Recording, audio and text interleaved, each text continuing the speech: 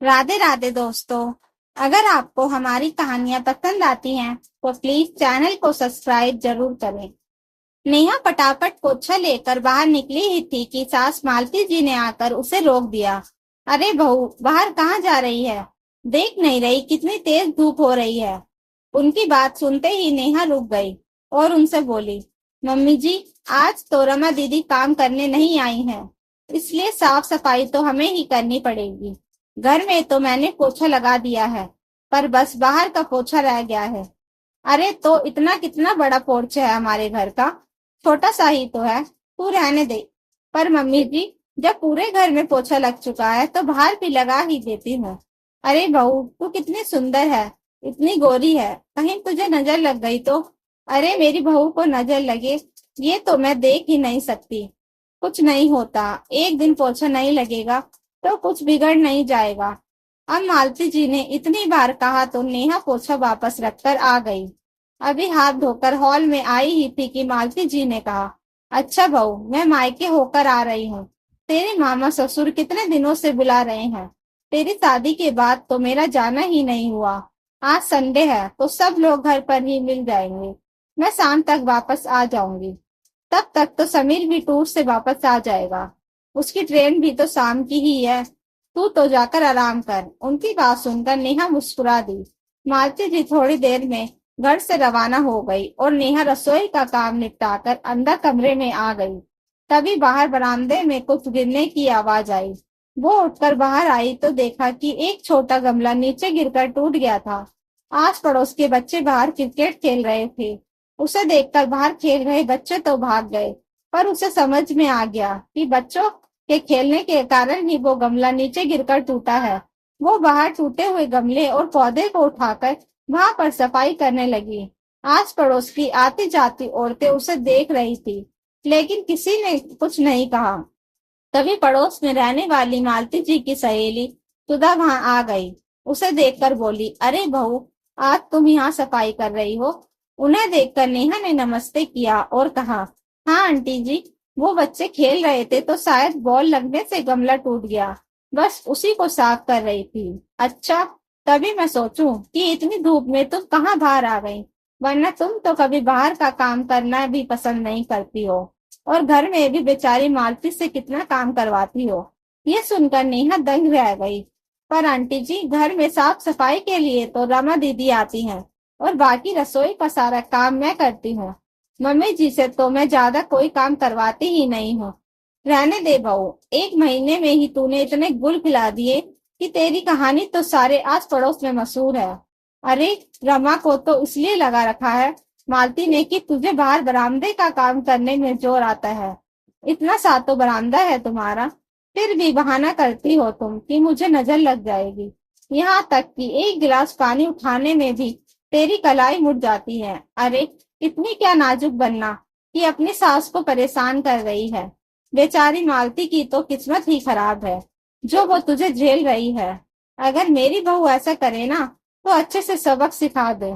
सुधा जी मुंह बिगाड़ते हुए बोली, लेकिन आंटी जी, आपसे ये किसने कहा? नेहा ने कहा, अब मालती का पति तो है नहीं, बेटा भी बहू की सुंदरता की जाल में फंस चुका है, तो बेचारी अपनी मन की बातें हमसे ही बतला लेती है। घोर कलयुग। ऐसा कहकर मुंह फेर कर वो वहां से निकल गई। पर नेहा हैरान परेशान वहीं खड़ी रह गई। वो मन ही मन सोचने लगी कि शायद इसलिए आस पड़ोस की औरतें उसे इस तरह से घूर कर जा रही थी। नेहा की समीर के साथ शादी अभी एक महीने पहले ही हुई थी। नेहा दिखने में काफी सुंदर और पढ़ी लिखी थी। वो समीर के दोस्त की बहन थी। समीर और नेहा का भाई मनन एक ही ऑफिस में काम करते थे। उसका उसके घर पर आना जाना था। वहीं उसने नेहा को देखा था। उसे नेहा बहुत पसंद आई थी। जब समीर की शादी की बात चली तो समीर ने मालती जी को नेहा के बारे में बताया और साथ ही साथ ये भी बताया कि वो लोग एक ही बिरादरी के हैं। जब मालती जी नेहा के घर रिश्ता लेकर गईं, तो उनके घर की स्थिति देखकर खुश नहीं थी। कहाँ समीर का परिवार उच्च मध्यम वर्गीय था और कहाँ नेहा का परिवार निम्न मध्यम वर्गीय। दोनों की आर्थिक स्थितियों में जमीन आसमान का फर्क था। मालती जी को पूरी उम्मीद थी कि नेहा का परिवार उनके मन मुताबिक दहेज नहीं दे पाएगा। इसलिए एक बार तो उन्होंने मना कर दिया, लेकिन समीर की जिद के आगे उन्हें झुकना पड़ा और आखिर शादी के लिए हाँ करनी पड़ी। खैर, अभी 1 महीने पहले ही दोनों की शादी हुई थी। मालती जी यूं कभी नेहा को परेशान नहीं करती थी, लेकिन वो बाहर आस पड़ोसियों को ये सब बातें बोल रही थी, इसका तो उसे अंदाजा भी नहीं था। अब आस पड़ोसियों को बोल रही थी तो जाहिर सी बात है रिश्तेदारों को भी बोल ही रही होंगी। खैर, नेहा ने ठान लिया कि अब मालती जी आएंगी तो वो इस बारे में उनसे बात जरूर करेगी। शाम को जब मालती जी घर पर आए तब तक समीर भी घर पर आ चुका था। इस बारे में नेहा ने उसे कुछ भी नहीं बताया था। उन्हें देखकर समीर ने पूछा, अरे वाह मम्मी, आज तो मायके जाकर आपका खून खुशी के मारे दुगना हो गया होगा। तो उम्र चाहे कुछ भी हो जाए, पर मायके जाने की खुशी तो सारी दुनिया की खुशियों से अलग है। कितना कुछ मन में दबा होता है, वो सब कुछ बोलने में आ जाता है। मालती जी सोफे पर बैठते हुए बोली, हाँ ये तो है, आखिरकार औरतें मायके जाती ही क्यों हैं, अपने ससुराल की बातें करने। समीर हंसते हुए बोला। उसकी बात सुनकर मालती जी भी हंस पड़ी। फिर वो नेहा से बोली, अरे बहू, जरा एक गिलास पानी तो पिला देना। लेकिन नेहा सोफे से टस से मस नहीं हुई। यह देखकर समीर ने कहा, नेहा, मम्मी कुछ कह रही हैं, तुम्हें सुनाई नहीं दिया? उसकी बात सुनकर नेहा ने कहा, सुनाई तो दिया था समीर, लेकिन क्या करूं, एक गिलास पानी उठाने में कहीं मेरी कलाई मुड़ गई तो? तुम्हें पता है ना कि मेरी कलाई कितनी नाजुक है। ये सुनकर समीर हैरानी से नेहा की तरफ देखने लगा। नेहा, ये तुम क्या बोल रही हो? समीर, ये मैं नहीं कहती हूँ, ये तो मम्मी जी सबको कहती हैं कि मेरी कलाई इतनी नाजुक है कि मैं एक गिलास पानी तक नहीं उठा सकती। कहीं मुझे नजर न लग जाए, इस कारण तो मैं घर के बाहर भी साफ सफाई नहीं करने जाती, है ना मम्मी जी? ये सुनकर मालती जी के चेहरे की हवाइयां उड़ गईं। वहीं समीर उनकी तरफ हैरानी से देखने लगा।